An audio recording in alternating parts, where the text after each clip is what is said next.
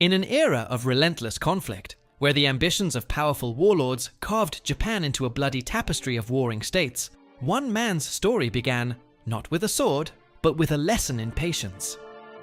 Born into a minor clan caught between titans, the young Tokugawa Ieyasu was sent away as a political hostage, his childhood a chessboard for the games of powerful men.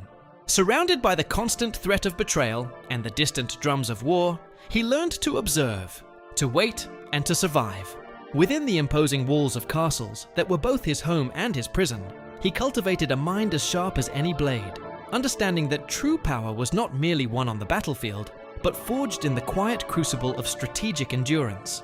This period of captivity, a crucible of humility and cunning, would shape the boy into the patient strategist who would one day vie for the entire nation. As he came of age, Ieyasu stepped onto the grand stage as a minor daimyo, his future uncertain. The turning point came with the thunderous clash at the Battle of Okehazama, where the formidable Imagawa clan was shockingly defeated by the audacious Oda Nobunaga. Seizing this golden opportunity, Ieyasu broke free from his vassalage and made a pivotal decision to forge an alliance with the brilliant but ruthless Nobunaga. This partnership, born of mutual ambition, allowed Ieyasu to secure his own borders and begin the arduous task of expanding his domain. With each calculated battle and diplomatic maneuver, he steadily consolidated his power, transforming his humble Mikawa province into a formidable stronghold, and proving himself a worthy player in the great game of unification. The dream of a unified Japan under Nobunaga was shattered by a traitor's blade at Honnoji. In the ensuing chaos, another of Nobunaga's brilliant retainers, Toyotomi Hideyoshi, rose swiftly to seize power, completing the unification his master had begun. Ieyasu, ever the pragmatist, chose a path of cautious subservience to the new ruler. While outwardly pledging loyalty to Hideyoshi, he accepted a strategic relocation to the expansive but undeveloped Kanto region. Here, far from the center of power, Ieyasu meticulously built his new capital at Edo and cultivated a vast independent power base.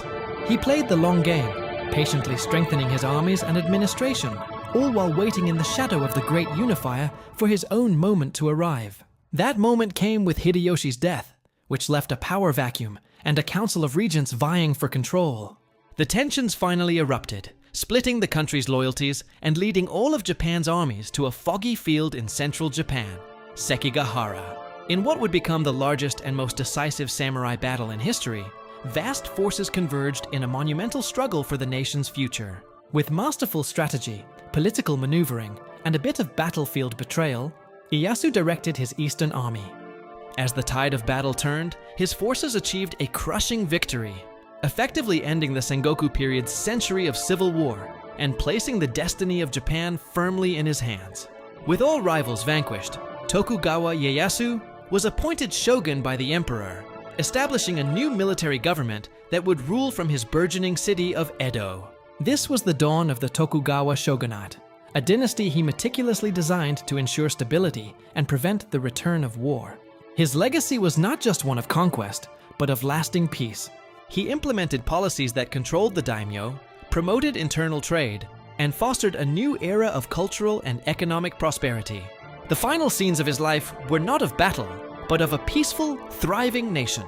His patient struggle had borne the ultimate fruit, a unified Japan that would enjoy over 250 years of tranquility, a testament to the boy who learned to wait and the man who finally claimed it all.